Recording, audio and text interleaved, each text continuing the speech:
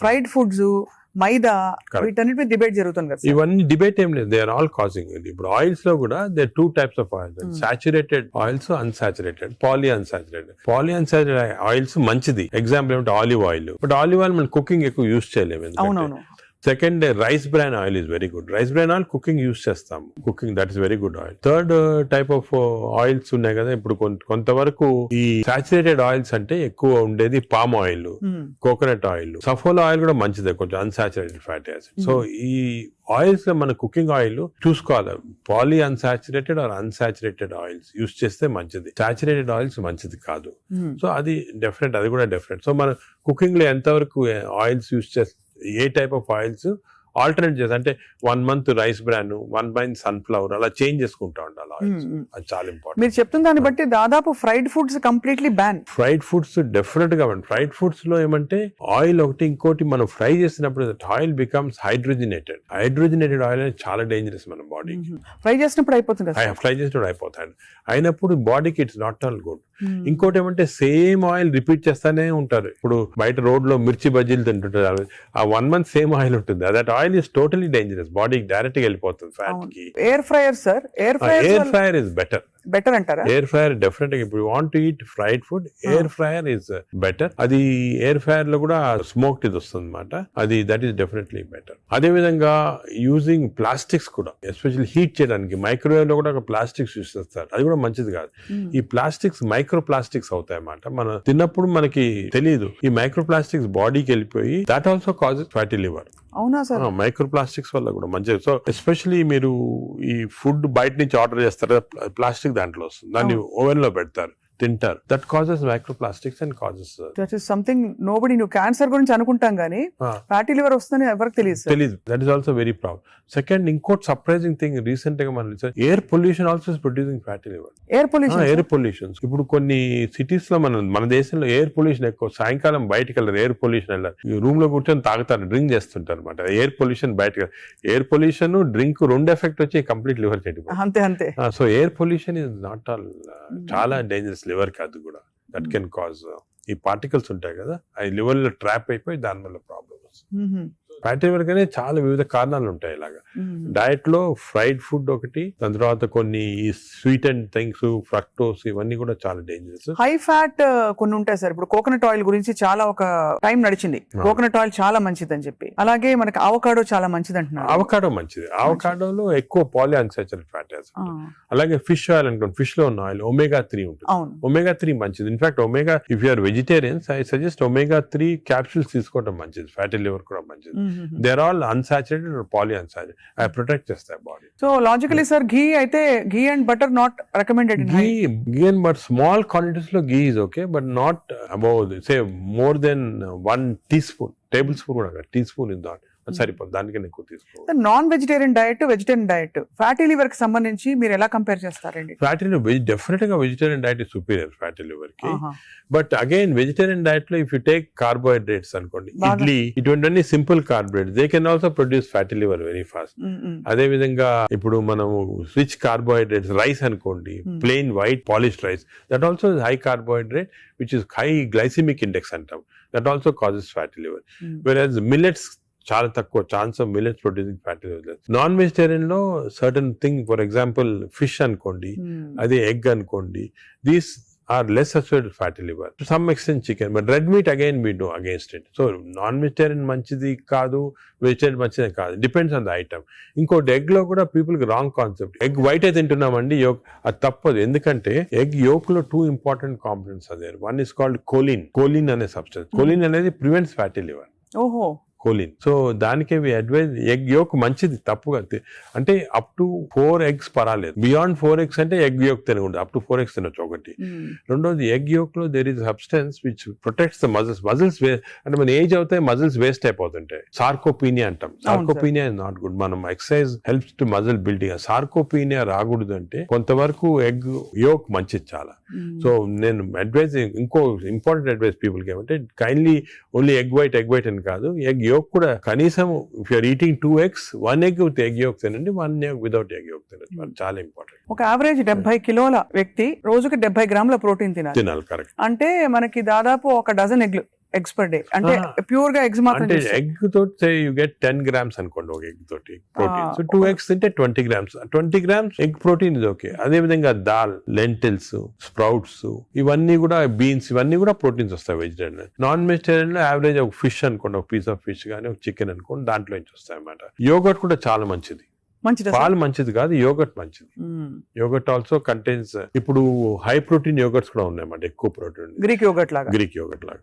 The only thing is my advice processed food మంచిది కాదు. అన్ని Any దాదాపు process. అంతే కదా సార్, ఇప్పుడు దొరికేవన్నీ ప్రాసెస్డ్ అవుతాయి. కాదు అంటే దొరికేదంటే మీరు ప్రాసెస్ ఫుడ్ అంటే ఆల్రెడీ పార్ట్లీ కుక్డ్ కానీ, లేదా మీరు బయట నుంచి ఆర్డర్ చేస్తారు స్విగ్గీ అవి కానీ, అటువంటి ప్రాసెస్డ్. బట్ మీరు సూపర్ మార్కెట్కి వెళ్తే you can buy regular food కదా. ప్రాసెస్ ఫుడ్ ఇప్పుడు పన్నీర్ లో కూడా కల్తీ ఉందని చెప్పి ఈ మధ్య స్టడీస్ బయటపడ్డాయి. అంటే paneer is not actually paneer, దానిలో ఏదో కలుపుతున్నారు.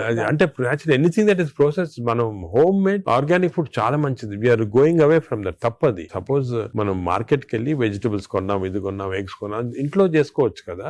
ఆ సేమ్ థింగ్ మీ ప్యాకేజ్ దాంట్లో తీసుకున్నాం అనుకోండి, ప్యాక్డ్ ఫుడ్ లో ఈ నూడిల్స్ కానీ, వర్స్ట్ నూడిల్స్ దాంట్లో కార్బ్స్ ఎక్కువ ఉంటాయి, ప్రాసెస్డ్. ఈ ప్రాసెస్ ఫుడ్ లో ఏమంటే అల్ట్రా ప్రాసెస్డ్ అంటాం. Now in western countries they are called ultra process people. అంటే ఉట్టి అదే తింటారు మన అల్ట్రా. ఎప్పుడు అంటే ఇంట్లో కుక్ చేసుకోరు చాలా మంది, ఇంట్లో కుక్ వాళ్ళకి ఏముంటాయి sir health issues. So ultra process food వల్ల ఏమొస్తుందంటే, in addition to that high carbs, high sodium ఎక్కువ ఉంటుంది అల్ట్రా ప్రాసెస్ ఫుడ్ లో. సో బీపీ అది. Second important thing ultra preservatives, అదే విధంగా కలరింగ్ ఏజెంట్స్ ఇవన్నీ ఉంటాయి. దీని వల్ల ఏమవుతుందంటే ఫుడ్ టేస్ట్ బాగుంటుంది చాలా. It contains this tasty thing. ఈ టేస్ట్ వల్ల once you tend to eat more, number one.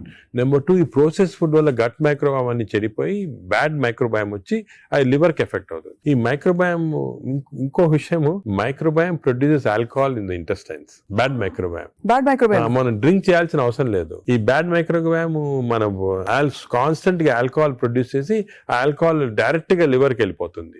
మనం డ్రింక్ చేయకుండా మనకి ఆల్కహాలిక్ లివర్ డిసీజ్. దాని ఎఫెక్ట్ మనకేం తెలియదు కానీ డైరెక్ట్ గా ఇంటెస్టైన్ నుంచి లివర్ కి వెళ్ళిపోతుంది. లివర్ ని స్మాల్ క్వాంటిటీ 10 ml వచ్చినా కూడా లివర్ డ్యామేజ్ అవుతా ఉంటుంది కదా. ఈ ప్రాసెస్ ఫుడ్ వల్ల అది ప్రాబ్లం. సో ప్రాసెస్ ఫుడ్స్ అయితే ఇంకా కామన్ గా అసలు ఐఎమ్ టోటలీ అగైన్స్. ఇన్ఫాక్ట్ మనం పిల్లలకి అన్ఫార్చునేట్లీ అలవాటు అయిపోతుంది. కుకీస్, నూడిల్స్, బర్గర్స్ ఇవన్నీ కూడా అలవాటు అయిపోయి, చిప్స్ ఆల్సో వెరీ బ్యాడ్. ఇంత అడ్వర్టైజ్మెంట్స్ చూస్తుంటాం. చిల్డ్రన్ కి అలవాటు అయిపోయి మేము దానికి చిల్డ్రన్ లో we are now seeing very high incidence of fatty liver disease. Because పిల్లల్లో 20-30%, 40% డెఫినెట్ చిల్డ్రన్ లో ఫ్యాటీ లివర్ డిసీజ్ వస్తుంది. అక్కడి నుంచే స్టార్ట్ అయిపోతా ఉంది. It is going to become more and more danger. సొసైటీకి స్కూల్స్ లో కూడా అవేర్నెస్ ప్రోగ్రామ్స్ పెట్టాలి. స్కూల్స్ ఎగ్జాక్ట్లీ మీరు చెప్పిన, నేను I am making a plea, government కానీ స్కూల్స్ లో అవేర్నెస్ ప్రోగ్రామ్. మనకి అంతా కూడా మన food habits has to come from school stage. Schools లోనే వీళ్ళకి ఈ టీచింగ్ పెడితే children are very intelligent. They will observe what we say. వాళ్ళకి చెప్పండి ఇది మంచిది కాదు. బట్ స్కూల్ క్యాంటీనే, స్కూల్ పక్కన ఉన్నదే ఫాస్ట్ ఫుడ్స్ అమ్ముతా ఉంటే ఇంకా అదేం చేస్తాం వాళ్ళు న్యాచురల్.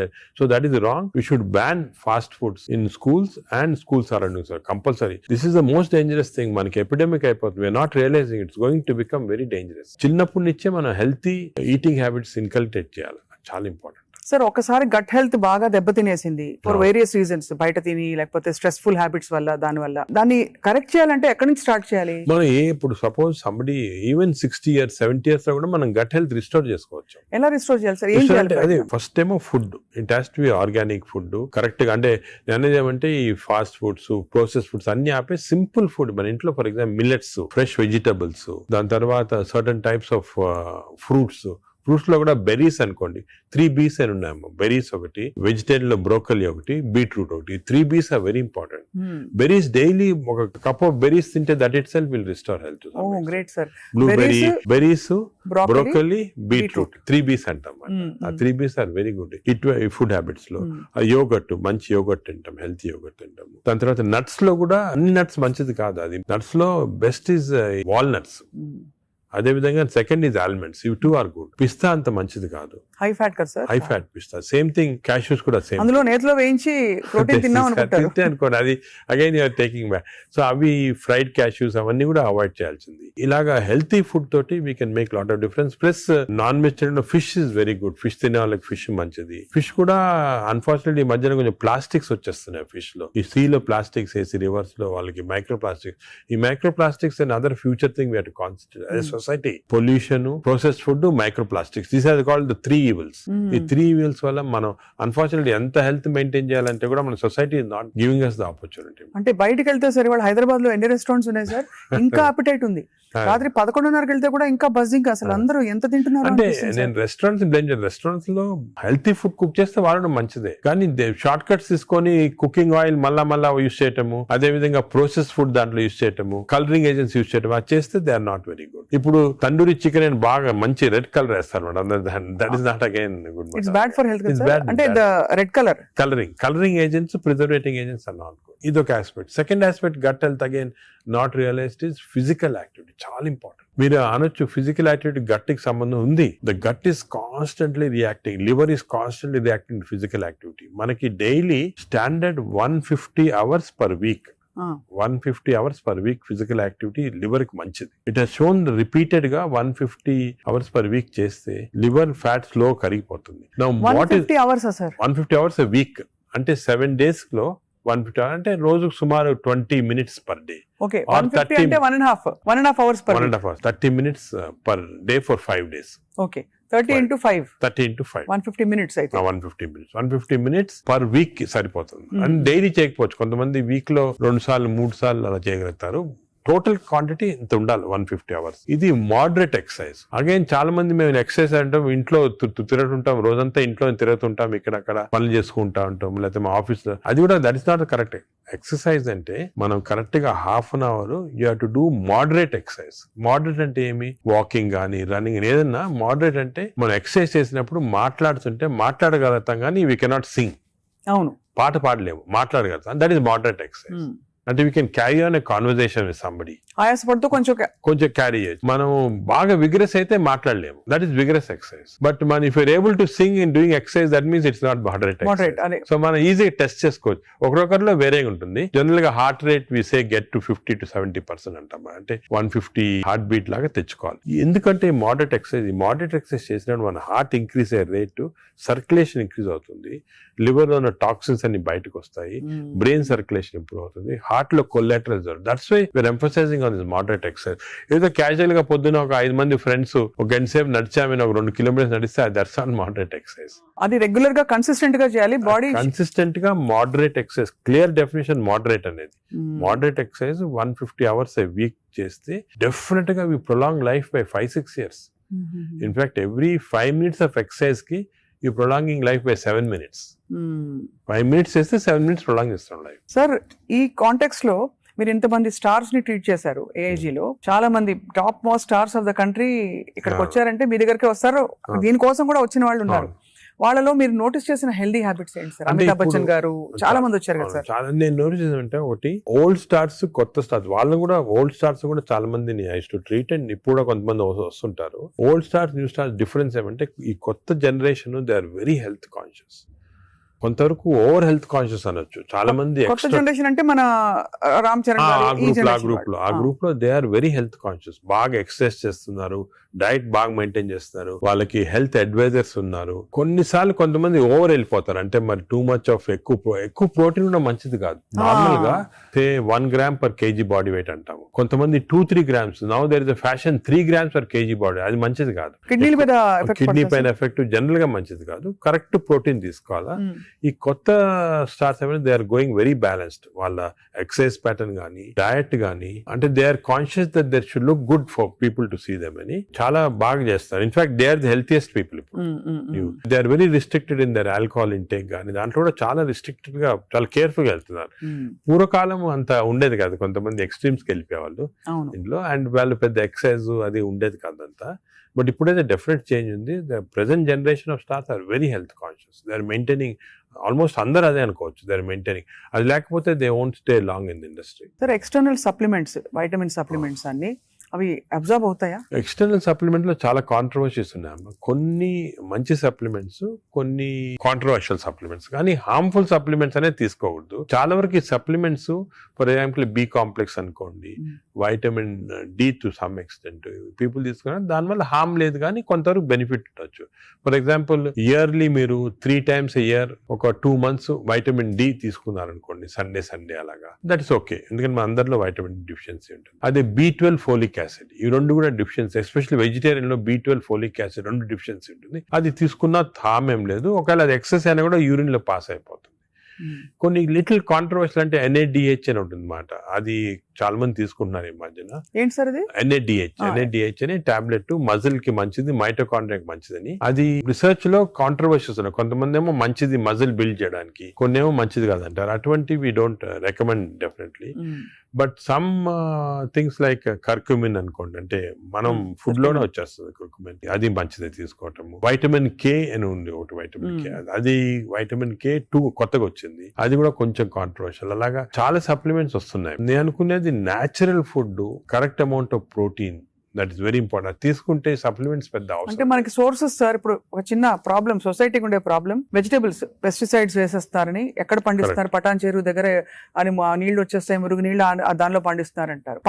పాల పదార్థాలు, ఆవులకి యాంటీబయాటిక్స్ ఇంజెక్షన్స్ ఇచ్చేస్తారు, అది మనకు వచ్చేస్తున్నాయి అంటాం.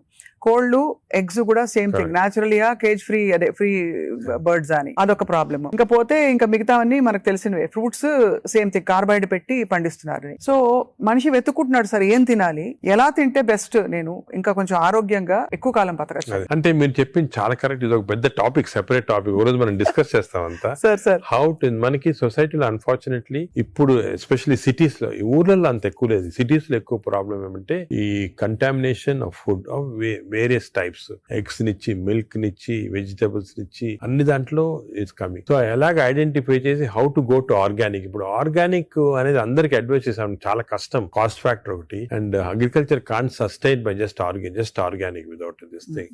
అదే విధంగా మిల్క్ అనుకోండి, మిల్క్ లో మన ఫీడ్స్ లో మనకి మిల్క్ కి ఫీడ్స్ ఇస్తారు కదా, అవును, ఆవులకు ఫీడ్స్ వచ్చిన దాంట్లో ఆఫ్లోటాక్సిన్ అనే టాక్సిన్ కూడా వస్తా ఉంది. ఆ టాక్సిన్ వల్ల కొన్ని డ్యామేజ్ వస్తాయి.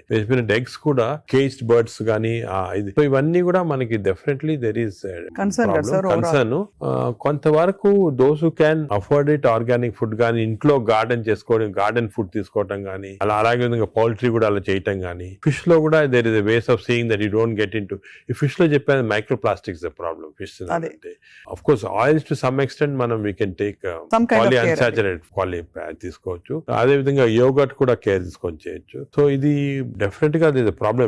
మిడిల్ క్లాస్ పర్సన్ కి ఇప్పుడు హై క్లాస్ ఫుడ్ దొరకాలంటే నాట్ ఈజీ, చాలా కష్టము. మనం as a society we should start thinking how to do it, how as we can అని నేను దీని గురించి చాలా ఆలోచిస్తుంటాను. ఒకసారి మనం డిస్కషన్ కూడా పెట్టుకుంటాను. తప్పకుండా sir, that will be wonderful sir. Of course మీరు మీ కాలక్రమంలో, మీ జర్నీలో how has your diet evolved? ఇప్పుడు మీరు బయట ట్రావెల్ చేస్తూ ఉంటారు, ఎయిర్లైన్ ఫుడ్ ఆల్వేస్ మంచిది ఉండొచ్చు, ఉండకపోవచ్చు, మీరు ఎలా కేర్ తీసుకుంటారు? నేను ఐఎమ్ వెరీ కేర్ఫుల్. నేను డయట్ గురించి గత 10 years గా ఐ ట్రాన్స్ఫార్మ్ మై సెల్ఫ్. ఇంత ముందు ఈ నాలెడ్జ్ ఉండేది కాదు, and as you age it becomes also important. నేను చాలా ట్రాన్స్ఫార్మ్ అయ్యాను. Diet I'm very careful. For example carbs complete గా ఆపేసాను. ఇప్పుడు ఓన్లీ మిల్లెట్స్ అటువంటి తింటాను. కార్బ్స్ తినాలంటే చాలా హై వెజిటబుల్స్ తింటాను నేను. Vegetable almost maximum food is full of vegetables, green vegetables, broccoli, berries, ఇటువంటివన్నీ చాలా ఎక్కువ. స్టీమ్డ్ బెటర్ కదా సార్, రా కంటే స్టీమ్డ్ బెటర్. రా కాదు, steamed is always better. Stir fried కూడా పర్వాలేదు, provided use the correct thing.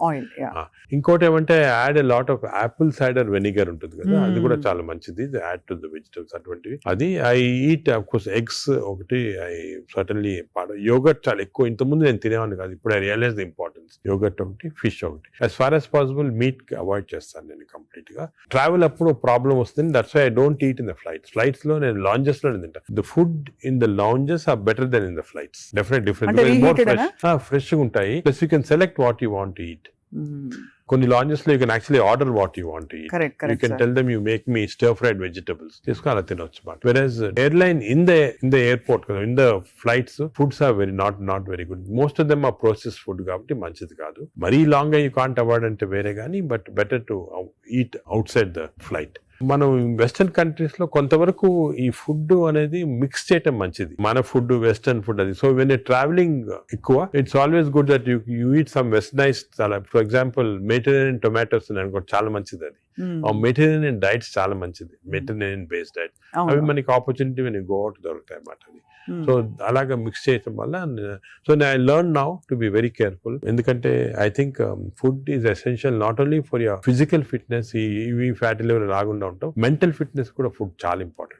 అది అఫ్ కోర్స్ సార్, అదే కదా సార్. సార్ ఫ్యాటీ లివర్ కి అయితే మొత్తానికి మెడికేషన్ ఉందా? అఫ్ కోర్స్ అదర్ దెన్ అంటే లైఫ్ స్టైల్ దగ్గర మనం ఆగాం. లైఫ్ స్టైల్ ఫుడ్ ఇలా ఉంది. లైఫ్ స్టైల్, ఫుడ్, ఎక్సర్సైజ్, ఈ 3 things ఆర్ చాలా వరకు కవర్ అవుతుంది. ఇది కాకుండా చాలా మంది ఆల్రెడీ వచ్చింది ఫ్యాటీ లివర్, లేకపోతే దే కెనాట్ ఫాలో అని మంచి మెడిసిన్స్ వస్తున్నాయి. ఒక మెడిసిన్ సారోగ్లిటజార్ అని, మన ఇండియన్ మెడిసిన్ సారోగ్లిటజార్ వచ్చింది. అది ఇప్పుడున్న డ్రగ్స్ కి అది బెస్ట్ డ్రగ్, అది మేము యూజ్ చేస్తున్నాము. ఇదే కాకుండా దేర్ 2 new drugs, రెస్మెట్రాన్ అని వచ్చింది, అది ఇంకా ఇండియాకి రాలేదు, వస్తుంది. అది ఫ్యాటీ లివర్ స్పెసిఫిక్. కొన్నిసార్లు కొంచెం vitamin E some times helpful గానీ చదివాను సార్ ఎక్కడో వైటమిన్ ఈ వైటమిన్ ఈ లో ప్రాబ్లం అంటే ఎక్కువ తీసుకుంటే టాక్సిటీ కూడా వస్తుంది, సైడ్ ఎఫెక్ట్స్, హార్ట్ గానీ అటువంటి సైడ్ ఎఫెక్ట్స్ రావచ్చు వైటమిన్ ఈ. అదేవిధంగా ఇప్పుడు కొత్త గ్రూప్ ఆఫ్ డ్రగ్స్, ఇది కూడా చాలా ఇంపార్టెంట్, కొత్త గ్రూప్స్ ఆఫ్ డ్రగ్స్ వచ్చాయి. GLP-1 అగనిస్ట్ అని, చాలా మంది they are using it for fat, అంటే ఒబెసిటీ తగ్గించడానికి, డయాబెటీస్ తగ్గడానికి. ఒక ఇంజెక్షన్ మీరు వినుంటారు పేరు మంజోర్ అని, ఇండియాలో కూడా కరణ్ జోహర్ తీసుకున్నారు కదా సార్, పక్కగా అయిపోయాడు. అంటే ఆయన చెప్పలే తీసుకున్నట్టు అనుకుంటున్నారు అందరూ. అదే అది ఒక విషయం. చాలా మంది నేను అనుకునేది హై సొసైటీ హైదరాబాద్ లో 50% తీసుకుంటారు. ఈ GLP-1 agonist they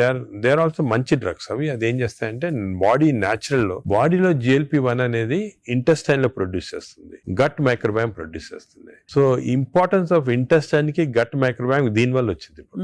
they are producing central, అవి ఈ ప్రొడక్షన్ వెళ్ళి బాడీ అంతా కంట్రోల్ చేస్తుంది అన్ని రిసెప్టర్స్. ఇప్పుడు ఇవి ఇంజెక్టబుల్ ఫామ్ లో అవైలబుల్ ఉన్నాయి, వీక్లీ 1 ఇంజెక్షన్ తీసుకోవాలా.